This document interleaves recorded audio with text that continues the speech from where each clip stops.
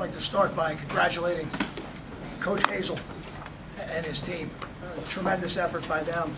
A really fine football team, as we knew going into the game, and I thought they played exceptionally well. It certainly would not surprise me to see them go on and continue to have success as the season progresses. 7 turnovers, very difficult to win a football game when you turn it over 7 times. All the reasons really we've been standing here and talking about how we've won games, protecting the football, running the football, field position, starting field position, and really all 3 of those phases hurt us in one way or another today. You know, they certainly did a better job protecting the ball than we did, and I think that was probably the most dramatic of all those phases. I thought their punter was exceptional. I don't know how much we could have done with that, and we certainly tried to block him, and when we weren't able to get there, and he was able to flip the field on us quite a few times today. We knew going in he was very good, and he certainly performed at a very high level.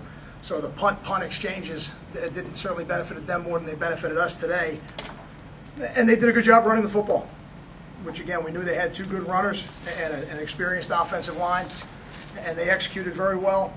And not so much that we weren't able to run the ball or didn't run the ball, but when a game gets like that, it's tough to get the attempts you would like to have. So, you know, I thought we ran the ball okay early in the game, but didn't have a situation in the game where we would be able to continue to run it. So we're certainly disappointed. We're not happy with the way this second 4-game season ended. But as we sit here going into the bye week at 7-1, we got to evaluate, you know, the reasons why today happened and the reasons why the other 7 days happened, and make sure that we pick stuff out next week that we can get a little bit better at, and also get a little bit of a jump on preparing for Army, a little bit of a different scheme, and then go forward into our last 4-game season, which again will be critical, and a lot of things will be decided in our league in those last 4 games. And with that, I would open it for questions. How difficult is it to stay with a quarterback when he's throwing 6 interceptions? It seemed from the outset Gary was out of sorts. 3rd play of the game with 3 interceptions. It wasn't difficult for me because I felt like we were still in the game. We still had enough possessions to try to win the game. If we had gotten to the point where that wasn't the case, I may have gone a different route. But we still were in a situation the last time Gary out where I felt like if we could get a score, we'd be able to get we'd be able to get an onside kick and have a chance to win the game. So as long as it stayed within reach, it wasn't a hard decision for me. I think again, it's one of those learning experiences that is not enjoyable. Certainly not enjoyable to watch, but it's not enjoyable for him to experience it either. But I think it's going to be critical to his progression as he goes forward as a quarterback here. Kyle, and you just they did specifically that you thought confused him, or was he just pressing too hard? I don't know that. I think I have to look at that on film. I think they did an excellent job on defense. They did some things I can tell you they did some things from a pressure standpoint that they hadn't done on film. But that's every game. You know, usually every team has something schemed up that's going to be just a little bit different. So that's not unique to this game. But I certainly want to give their defense credit. They did a good job taking the ball away from us.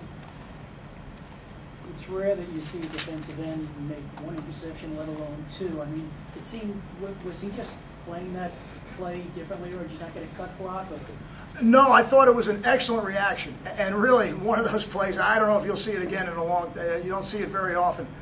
The last time I can remember something like that, and I'm sure it's happened since, but I remember Julius Peppers doing it when he was playing at North Carolina. As crazy as that memory sounds as an offensive line coach, you tend to remember those type of things because they're so unique. But it was a heck of a reaction by him. I want to say he caught it with one hand, it looked like, on the field. I didn't see the replay. But a tremendous play by that young man. I think the second interception he had was dropping into coverage, and a little bit more conventional type deal. It will be a challenge to convince these guys that all the goals for your season are still ahead of you. Well, I don't know that all the goals for our season are still ahead of us. I think 1 goal is gone. You know, that's the reality for most teams in the country. There's with the exception of maybe 3, 4, or 5 teams in the country, to play for a national championship, you have to be undefeated.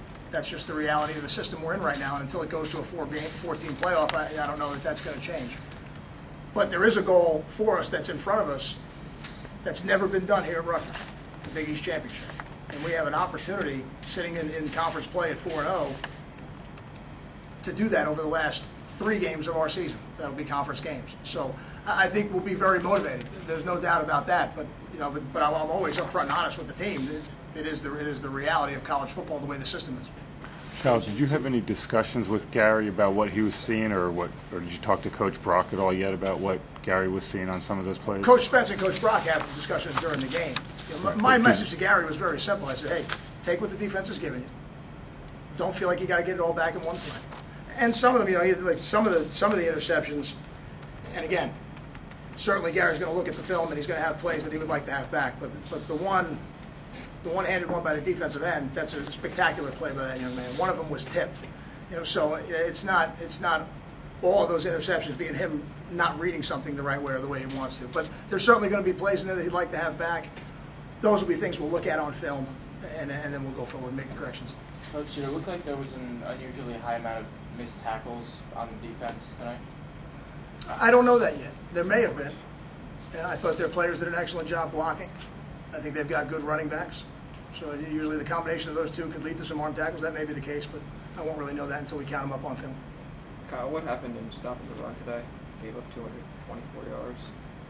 Well, I think first thing you got to do is you better credit the other team with executing what they do. You know, they've got talented linemen, they've got talented running backs, and they executed better than we executed. And I think we got to look at the film to really see the specifics of why.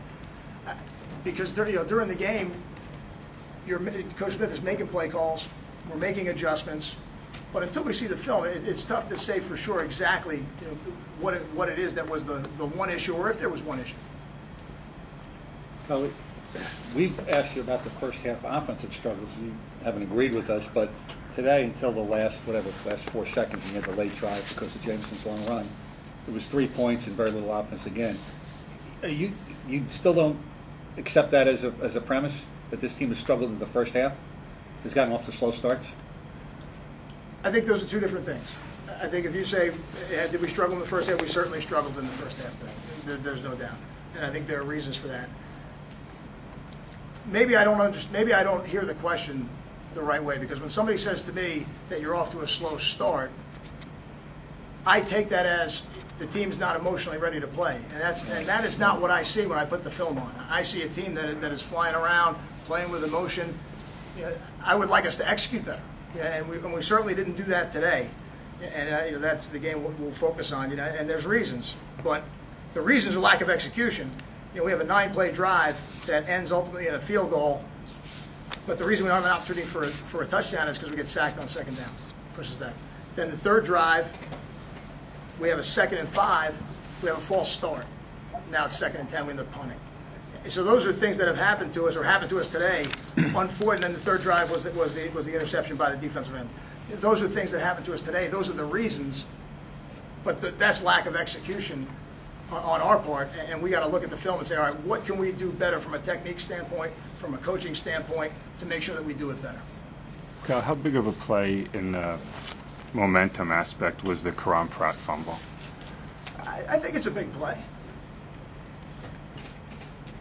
But I think there's a lot of plays in the game that ultimately go into the result. You know, we're certainly not going to put more weight on that, but I think it's a momentum swing in the game. There's no doubt. You know, it goes from a completion and an opportunity. I forget exactly what yard line it was, but we're either moving into the red zone or we're in the red zone.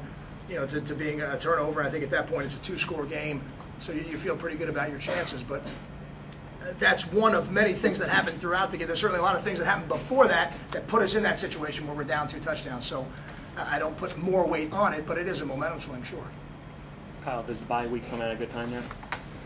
I don't know. I've said before, and I will stick to what I said because I believe it's true. And when you get your schedule at the beginning of the year, you find out when your bye weeks are.